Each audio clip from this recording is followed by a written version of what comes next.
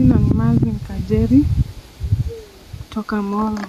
Mimi ni mkaazi wa Molo, eneo la Molo. Mimi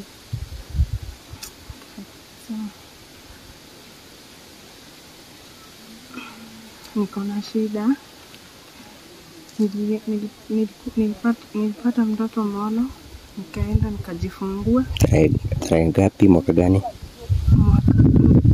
Mwaka tarehe 22 mwezi wa 9 2020. Kujifungua, nikajifungua ilikuwa saa 7 usiku. Nikashonwa saa 10 ya date 22 sasa. Nikashonwa, nikakuja nyumbani, nikamaliza 2 years. Kumaliza 2 years sikujua niko na shida bado. Nilikuwa naona tu niko sawa. Kukaa kidogo nikaona shida inaanzia kwa mgongo, nikaanza kuumwa na mgongo. Nikakaa nikaambia mzazi anipeleke hospitali. Kwenda hospitali, nikaangaliwa, nikapimwa, nikaambiwa uzazi wangu umefungana. Kufungana, nikaambiwa nilale hospitali. Wakati huo ni unapimwa katika hospitali gani? Na Molo. Kupimwa, nikaambiwa nilale nitashughulikiwa. Daktari wa kumshughulikia hiyo siku akaonekana wakati walimshona, wakati alikuwa anapata mtoto, akashona njia ya mtoto yote.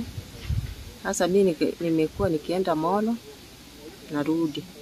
Nikaenda wakaniambia alale, akalala hiyo siku na hakufanyia hiyo operation. Hiyo siku alilala, wakaniambia nilipe kitanda, nikalipa.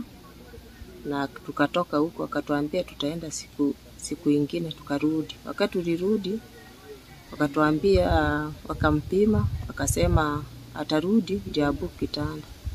Tukarudi. Wakati alirudi, tukaenda hiyo siku, tukaenda tukakaa, tukashughulika, wakati wakaniambia analala. Mimi nikatoka huko, kufika jioni nikapigiwa simu niende nimchukue hata lala. Hiyo siku nikaichukua pikipiki, nikaenda. Kufika huko nikamchukua na nikalipa pesa shilingi 600 yenye ilikuwa yenye alitumwa lab. Tukarudi. Sasa siku yenye tulirudi ya 3 wakaenda wakampima, wakasema inatakana aende picha. Tukapewa barua kutoka huko, tukapeleka Nakuru. Wakati tulipeleka Nakuru, tukafika huko tukapeleka Nakuru. Niwache namba zangu za simu, watanipigia simu siku yenye nitarudi. Sasa tulirudi na huyo msichana, tukakaa. Wakati tumekaa, wajatupigia hiyo simu, tumekaa wiki moja. Ikabidi nikapigia daktari wa Molo, nikamuuliza.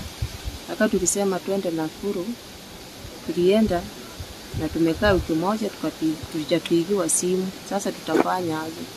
Yeye akaniambia sasa chenye tutafanya, wewe enda utoe huko hiyo makaratasi. Sasa sisi tuko tu tujarudi huko, lakini naomba tu Mungu atusaidie na mnisaidie.